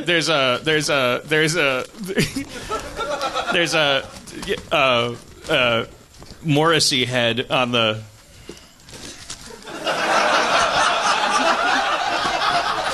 It's Morrissey's face and a little star at the bottom of the can. It's him going like instant energy. And when DeMorge comes out, this is Puddles by Cadbury. Oh, shit. Puddles. All right. Well, goodbye. Going back. Well, let's get DeMorge out here then. DeMorge Brown, you want to come join us? Oh, yeah. And by the way, the song we're hearing tonight is by our good friend Titanic Sinclair, and it's called The Ghost of Harmontown. It's good stuff. Yeah. DeMorge, apparently, Erin thought of you when she saw a puddle. I don't know what I did with the puddles. That's just Oreo. It's a Cadbury Oreo. Here we go. Uh-oh. Yeah. Yeah. There we go. Much better. It got a little crush. Is it a fruit nut? Is there fruit in it? Smooth mint. Oh, yeah. Smooth mint. The fruit and nut one is a goodie. This is delightful. All right, well, we got, for Shadowrun, we got Nightblade. Shit, just right back in it. This is... Oh, yeah, can we talk about this enormous piece of fan art? Speaking of Aspergian fan art. Is it Aspergian? Can we see what this is? This looks spectacular. It's a piece of cardboard. You should turn it. With our mayor's image. Should turn it and show the angles on it. Yeah, so it's very cool. It's radiant on it. This one's no good. Wow-wee. Look at that. She wants you guys to sign that. Wow. All right. It's actually a gift for Dan Harmon. Oh, Dan Harmon. You're not the guy that did the masking tape, Harmon, No. right? No, is that guy here? Oh, okay. What's your name? Yeah, fuck you, buddy. What are your names of friend that made the art for us? Huh? What's your name? My name's Elliot France. Elliot Franz. And did you do both of these, or She did that one. I did this one. And your name is what, Miss? Nicole. Nicole and Elliot. Thank you so much. That's really, really groovy. Yeah. And that guy made me a masking tape Harmon. It's like all made of masking tape and then like a lacquer over it that I still have. And then I accidentally blocked him on Twitter. He was a casualty of the Harmon block that we've talked about, which has overall given me a great deal of mental stability. But there are sometimes I had to. Someone else on Twitter had to send me a link to a place where people who get Harmon blocked to congregate and talk about whether their blocking was just. Yeah. And they're and it's a sad, they have sad different, Smurf village of. Do they have different like leagues among them? Like, I didn't want to. I'm a deserved. I just saw. All I saw was the guy saying like, I made him a masking tape Harmon, and I was like, well, that guy shouldn't have been blocked. He didn't. Do you remember the circumstances of why you blocked him? I blocked people who like. So like if you and I, if we're joking around, like sometimes there's some razzing, like we razz each other. Sometimes when strangers razz me, I block them. Taking the Mickey. Yeah. Like sometimes unearned like I have an arbitrary definition for unearned razzing, and it's for the reason I started blocking is for my own protection. I was like, well, I don't want to Joss Whedon out of the Twitter. Like I'll just there's so many people on here that just want to say I love you and hear me say I love you back, and like why so you just block people, but you don't have to hate them or judge them. You just go like, if I make a joke and then somebody says get over yourself, and then I go, well, that's not why I get on Twitter. I love that mute button. I love that Twitter mute button. Yeah. It's a good button. If you mention the words teen and wolf on my Twitter, I think I got somebody by accident today. She was making a joke about something else, but she said Teen Wolf, and I instantly was like, I have a standard reply that I have on a little sticky note that I cut and paste to all the people, so I don't have to keep writing that I'm not the guy that fucking made Teen Wolf. Mute button's not enough for me. That would be enough for a healthy person. Blocking, and specifically, I have to also then advertise the block with a hashtag, and then I'm like... So you have to bury them and then dance on their grave publicly. Yeah. And then sometimes it's tragedy. Right. You never just mute? You never just go, cornfield? Did you kiss the Blarney Stone? I did not kiss the Blarney Stone. I didn't make it to the Blarney Stone. Oh, good. Because that would be cheating on me. You didn't cheat on me? No. You were in Europe for a month? More than a month. Was it surrounded by Europe, handsome, non-McDonald's indoctrinated men with abdominal muscles? And they have McDonald's. All of them look like Colin Farrell. Yeah, it's all. All of them have names like Mally O'Malley. They do. Yeah. I'll miss that. They all. It was funny. Like I just this last week was shooting what I think will be a web series around Ireland, and wherever we went, I was there with two Irish guys that were helping me, and they would run into somebody and they'd be like, "Oh, you're from Limerick. Do you know Sean O'Connor? Do you know?" But like the names are so generic. I was like, there must be 1,000 Sean O'Connors. There are like Mike O'Malley's and all that. You think it's going to be a web series? Sorry? You think it's going to be a web series?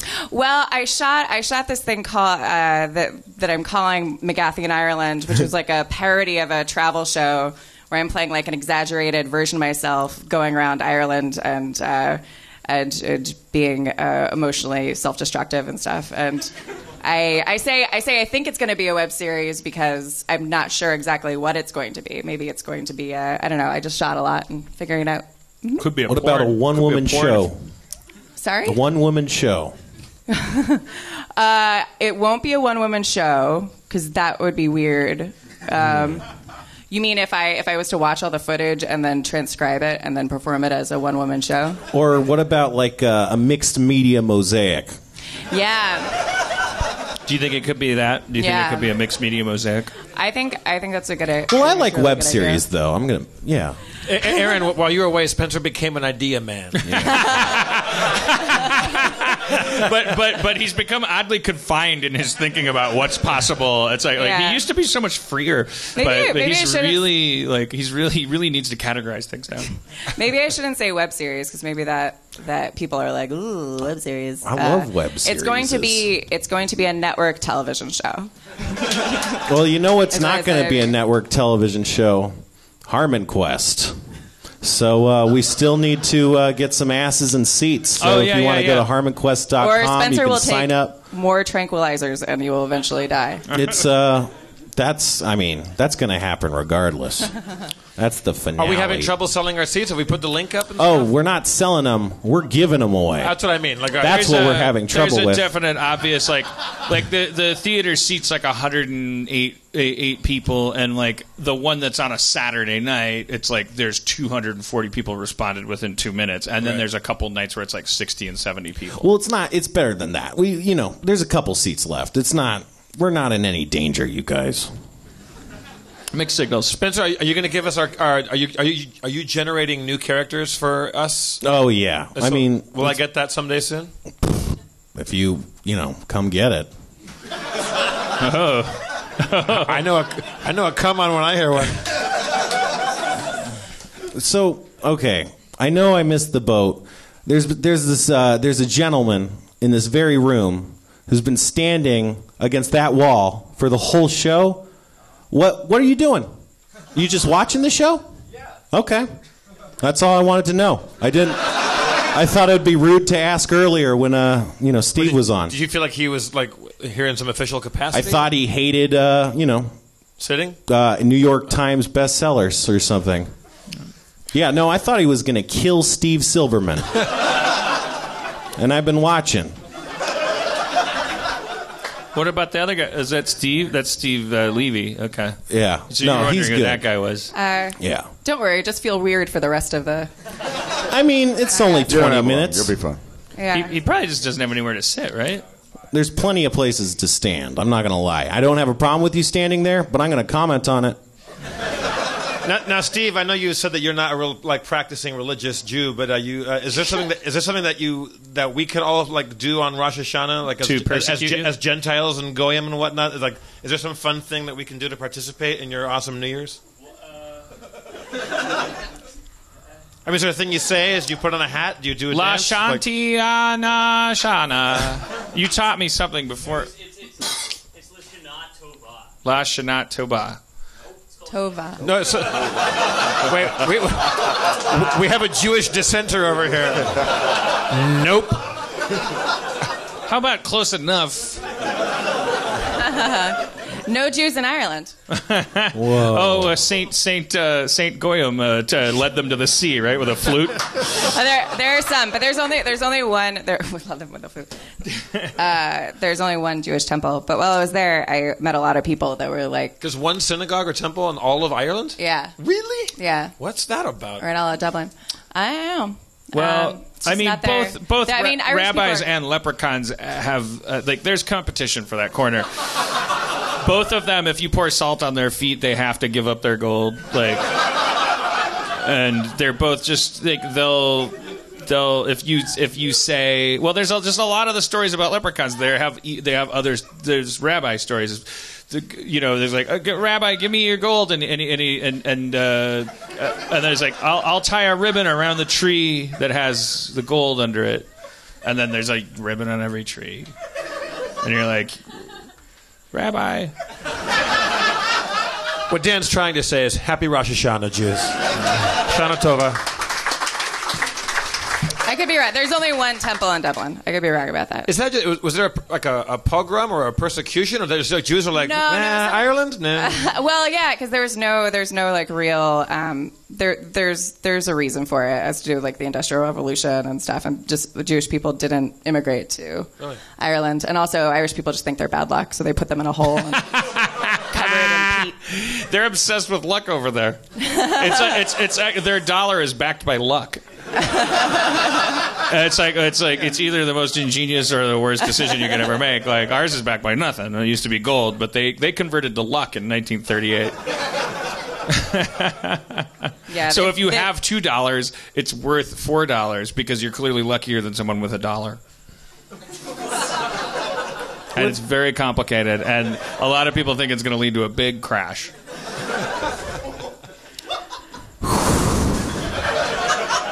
Were they talking about fairies and shit over there? I hear they do that. They're man. Oh, the boggart came out this morning or something. Nixie's on the port bow. They don't talk when you're ordering your coffee. They're not let the leaf fairy bless you today. Okay.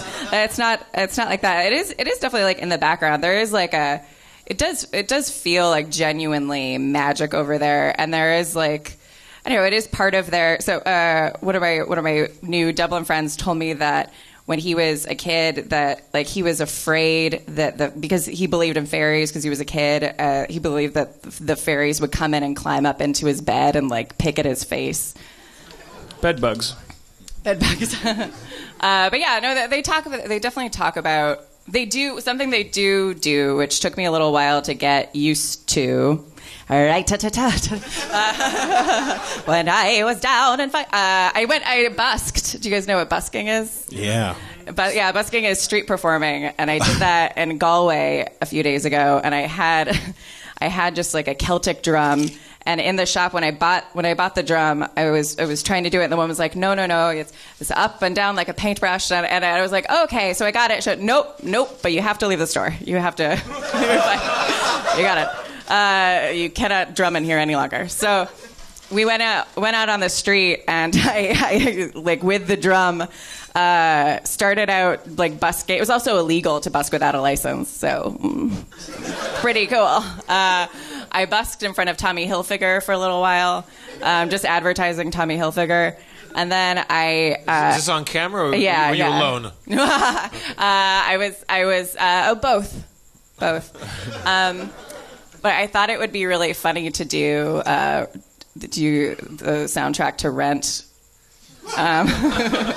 on the streets of Galway. So I did that until I met this man that was blowing bubbles named Seamus. And you probably met Bubbles, too, I guess. We'll be right back. It'd be rude to not introduce yourself. And This is dumb. Welcome home. Seamus, Welcome back from the Emerald Isle of lyrical wit to your shitty fat mountain of tits boyfriend who just wants to be loved. Don't we all? Seamus was blowing bubbles, and I felt like I needed more to my act, and so I walked up to Seamus and asked him what he was doing, and I was like, "Oh, I'm blowing bubbles. I love blowing bubbles." And I said, "Will you blow bubbles near me while I sing?" And he's like, "Yeah, all right. Yeah, sure." And so he picked up he was blowing just one thing of bubbles, and I turned and there's a whole line against the wall of like all of these bottles of bubbles. And so I like helped him get his bubbles together. And the moment that I was like, oh, Seamus, like I don't know why I didn't assume this. So Seamus isn't neurotypical, as he was like polishing his bubbles. I'm not diagnosing him as autistic, but obviously he's not. Anyway, he picked up all his bubbles. Or not obviously. Why am I? Fuck me. Okay, so I picked up all the bubbles, helped him with the bubbles, and we started singing. And I was singing. I was just like improvising about people that were walking by, and these kids were watching me, and these kids were eating their gelato and like laughing, and I was like teasing these kids. And he stops blowing the bubbles, and he says, "Have you ever had sex?" The bubble guy? Yeah, Seamus. Yeah, Seamus stopped blowing bubbles. Oh no, he was still blowing bubbles. To you or the kid? To me. And the kids are how, pretty. How old is Seamus? Seamus is probably late 50s, early 60s. How old are the kids? They were right in the sweet spot. They were good to go, DeMorge. Yeah. In your parlance.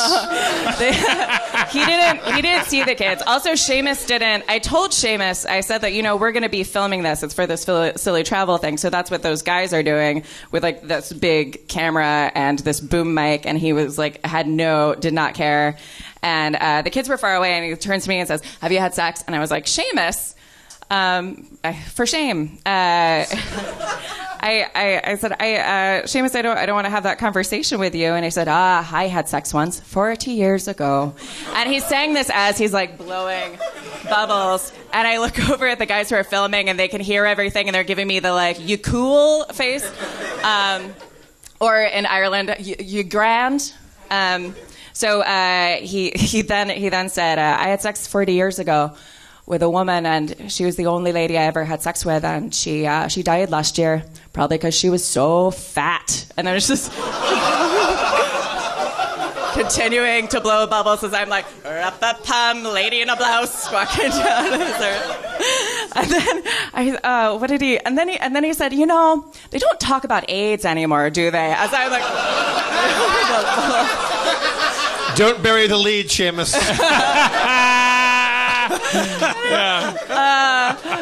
no, I think they still talk about AIDS. He's like, no, they don't talk about it no more. They don't talk about AIDS no more. And I said, I know someone with AIDS, and he just continued to blow his bubbles. And the saddest thing was that we put out a hat to make money, and because I'm a brilliant businesswoman, put money in the hat myself, so people would be like, whoa, this must be good. It's called bait, yeah. Yeah. I made a deal with Seamus that like we could split whatever we made, and we made nothing. So I took out 20 euro, like a cash 20 euro, and handed it to him, and I was like, here you go. He was like, we made this today. And I was like, yeah, we made this 20 euro. And I gave it to him. From the AIDS talk, Seamus. Yeah. As I walked away from him, and I was walking with my friends, we were leaving to go to Gaeltacht, which is like a village where they only speak Irish, and I just started crying, and I was like, I feel so awful, and they're like, yeah, us too, like let's take a walk. That's the end of that sad story. Which is like, wait, what made you feel awful? Yeah. Well, I don't know. It just kind of hit me with I don't know. It just felt really dark. Also, when I was busking, you know what it also was that like at a certain point, I thought it would be funny to just list all my insecurities, like sing all my insecurities, and I felt like I was kind of exploiting myself a little bit. I don't know. Do you guys ever feel that way? It's called Harmontown. Yeah. But you just wanted to like you mean because he was sort of touched and in multiple senses, and you wanted to like it was like a dark glimpse, like the guy that painted our house, the guy with the headphones. Yeah. Like that, I started crying about that. Well, you know, because I never met him. Right. You know, I never felt bad for like we didn't feel bad for Seamus because Seamus. I think it was the juxtaposition of like me. Feeling because I was listing all these things that I was insecure about and worried about, so it made me like really think about those things. Juxtaposed with Seamus, who not only does he blow bubbles all the time, he is always like, they're just so beautiful, the bubbles. Look at all the bubbles, and look at this bubble and that bubble. And then there were a couple of times when I was doing this for the camera, like when he would slow down a little bit, and I would be like, Seamus, come on. Let's go. And he was like, yeah. And then sometimes he would accidentally blow them in my face. But like he was happy. He was a happy person. And then I was like, you know, I'm beating my drum and like demanding the world to tell me I'm okay. And I was like, what's wrong with me? That was why I felt sad. But it was great. It was great fun. I also it was real good. I also went. I was brought up mostly in Southern California, so obviously my first time taking surf lessons was in Ireland. That's crazy that you went surfing. Yeah. With Alan, the surf instructor, who was very nice. And I'm sorry, Dan, he was very handsome, but he was very short. I wish some of these people were women.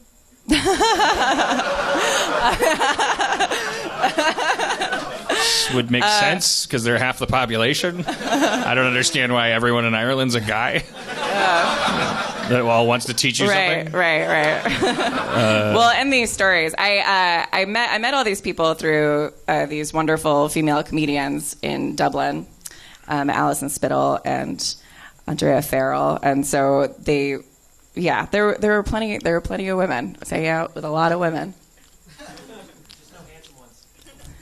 Just no handsome women? I don't really understand your joke. I see. Okay. He's just connecting dots, man. Should we play a tiny bit of Shadowrun before we we fuck off? Let's do it. Jury's out on jelly babies. Do they taste like jelly bears? Not those. They're gummy like, bears. No, they're not like gummy bears at all. They're shaped exactly like them, but they're very chewy. Like, I mean, not chewy, not as chewy as gummy bears. I mean, they're not. Oh God. They're like you just eat them like a. I'm just noticing that like they're naked except for their shoes. Look at the cover. Isn't that a little creepy? Yeah. And there's and they're all definitely- kind of humping something. Also, something that distinguishes them from gummy bears is that their flavors are very distinct. Like the yellow ones taste yellow, and the dark ones are gross. They're like licorice. Yeah. Well, I like licorice. Yeah. It's just interesting to know that that's what Doctor Who was eating the whole time. Doctor Who eats jelly babies. Oh, he does? Oh. Cool. I think I can smell your jelly babies from here. Are they kind of citrusy or like Yeah, fruit they are. flavored? Yeah. Do you want to try a jelly baby? No, I don't like. baby? I'm not really like a jelly gummy. I'd like to candy smell guy. your jelly babies. Oh, they have names. I want to go blow bubbles. I want to watch you blow bubbles when I smell your jelly babies. Let's play a brief shadow run, shall we? Just to tie a nice little bow on this thing. Yeah. We got enough of a crew up here. Yeah. Yep. DeMorge, anything on your mind? What do you got going on? He's just a puddle. You're a green. I think it's a green jelly baby. What do you think about Jelly baby? What's your verdict on jelly babies? It tasted green. It tasted green, then I looked, and it was green. DeMorge is a Truth simple in man. advertising. See, it's that and 90 thoughts about soccer. That's all that's going on right now. I went hurling. Oh, jeez. Yeah, I learned is the hurling. Shit. I played That's called hurling. insane. Bulimic. Yeah, hurling. How'd you do? Well, hurling, which is Wait, everyone I know that's from Ireland has a big scar on their face because you give a bunch of kids sticks, Yeah. wrapped in sheet metal and stuff like that. The most complex set of tasks to do with that yeah. stick. You on have to the wall. carry the spiff or the ball on the stick like an egg, and then you have to hit it into a net. It's like a combination of football and rugby, and it's weird. But I played it with a bunch of 8-year-old boys. Meow. Why do I keep on making pedophile jokes? I made a joke about pedophilia at the surf thing, which caused a lot of problems, and they kept on calling the guy with the penis that was producing my show, and just demanding that it not be in the show. Anyway. Who Sorry. did? The surf instructor, and I wasn't even making a joke about them or anything, and it wasn't even on camera. But it wasn't even their joke. Where are they? Why do they have demands? They didn't want pedophilia associated with the surf school, and they did it so much that I was like, I feel like. I think that's fair. No, it is fair, but we were like, we weren't even I filming. think it's fair to not want pedophilia associated with microscopes, but if the owner of a microscope company was that insistent about it, I'd start investigating him. And, let's put you on a slide and look for pedophilia. Yeah.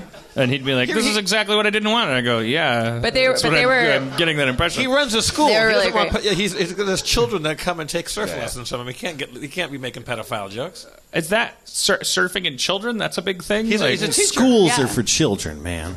Yeah, I actually don't want to talk anymore about it because I promised him I wouldn't talk about it anymore. Well, what was the name of this we didn't promise him anything. What was the name? Guy sounds like a pedophile to me. It's Tiny Touches Full Hearts surf. Sounds like this guy wants to hang 10 it's called years old. It's called our little secret surf school. Cowabunghole. It's called No One Will Believe You. It's so awful. I'm doing dumb puns, but you're going really dark. Like it's called Doesn't This Make You Feel Special? I chose you. Surf school.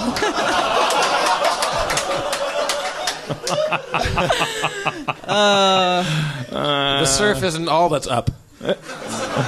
my hard dick. Yeah. And the reason it's hard is because you're young. Surf school.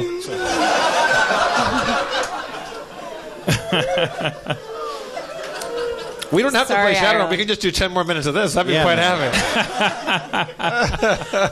Just take off your shirt. Surf school. We can't play Shadowrun. There's no time for Shadowrun now. Let's just ride this metaphorical wave into the... Okay, well, one of their slogans could be...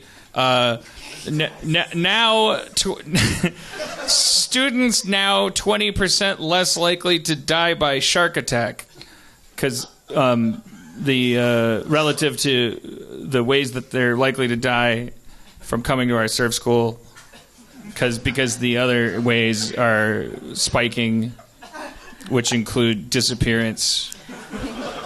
Wave goodbye to healthy sex in your adulthood. Surf school. I can't. The Shadowrun. No, I'm kidding. The least lucky place in Ireland. Was there somebody else that we wanted to... was there any other business we had to attend to? That's not happening? I got the date wrong on that. Okay. All right. Uh-oh.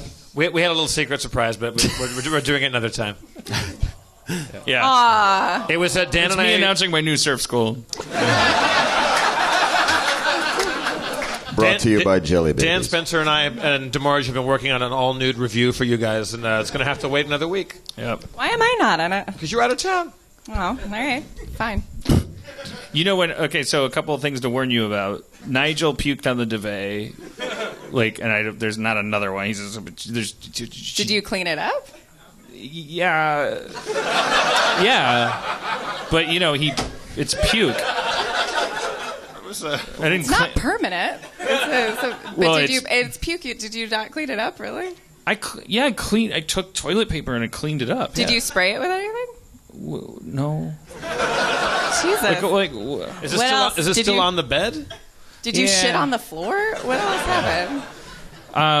And then there's also I would just be prepared that I feel like Harvey when you walk in the door. I would like to videotape it. The dog seeing you again. I feel like Harvey may pee. He may pee because he's been peeing emotionally. He peed all over I came over and he laid on his back and just arced a beautiful little rainbow of pee all over my shoe. I think part of that was the steroids from his ear infection medication. Also, the cat's dying. Welcome home. She's on 3 different types of medication, and one of them is a bag of fluid that I've probably told you about because I've owned cats before, and once their kidneys start going. So now we're one of those families. We're going to have to hang a bag and do the subcutaneous injection into FIV. And Steve, do you think it's too late to book another flight back to... Oh, I'm just kidding. Everyone's like, "Oh God." It'll be grand. It'll be grand. On a positive note, Dan informed us, the audience tonight, that he'd taken his first shower since you've been gone today. Yeah.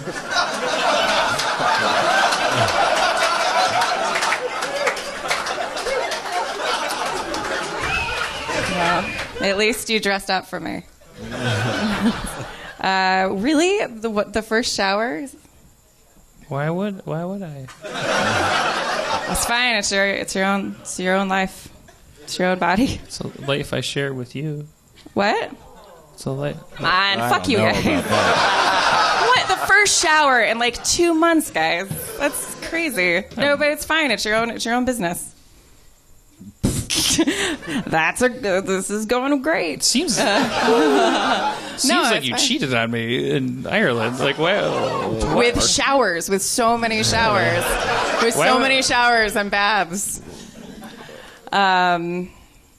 Well, Dan, did you cheat on Aaron?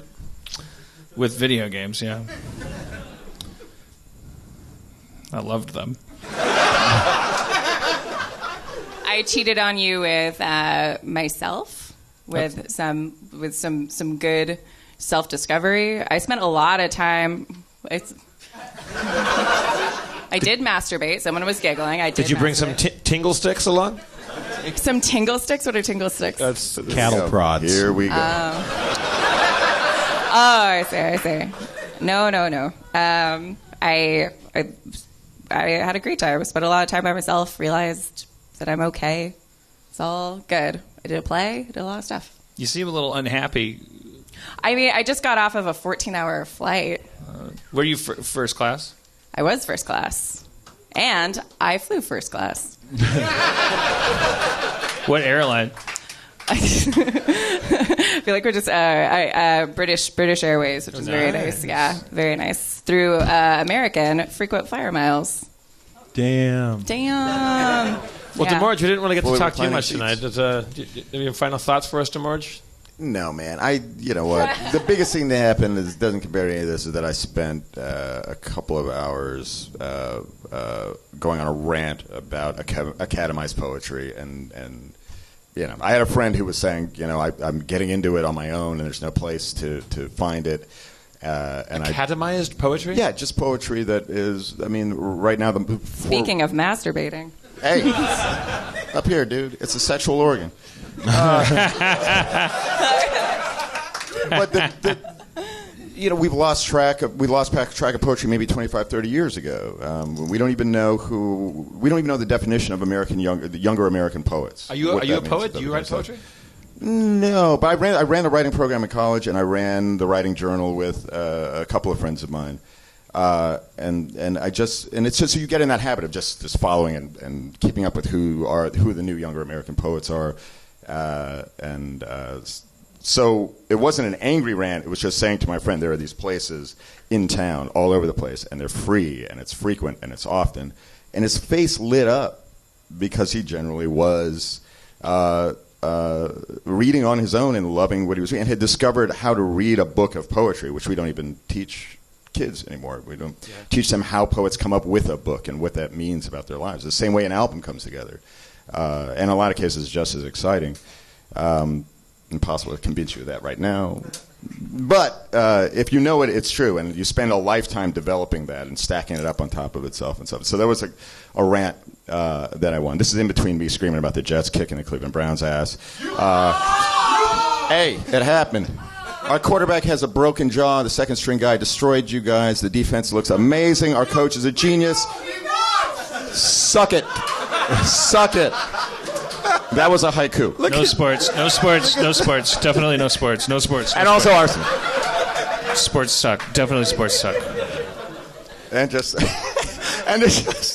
then just the shit show that is Arsenal and our French coach sitting in interviews and just going, well, we had a certain quality, and the players they were good today, and the boys did whatever they did. Yeah. These are the things that I'm single, guys. So. I was hoping someone would yell no in response to that. Go ahead. You know, if you zip your dick into a swimsuit, which, by the way, don't get a swimsuit with a zipper. Mistake number one. In the ocean, sharks will come. Cliffhanger! Thank you for coming, everybody. Welcome back, Aaron McGaffey. DeMorge Brown.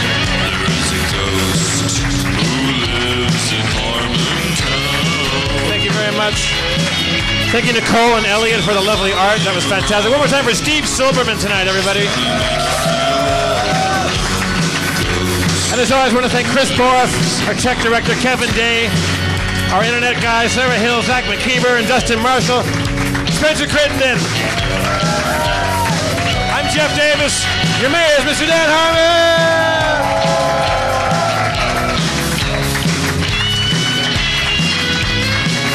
Drive fast, take chances all.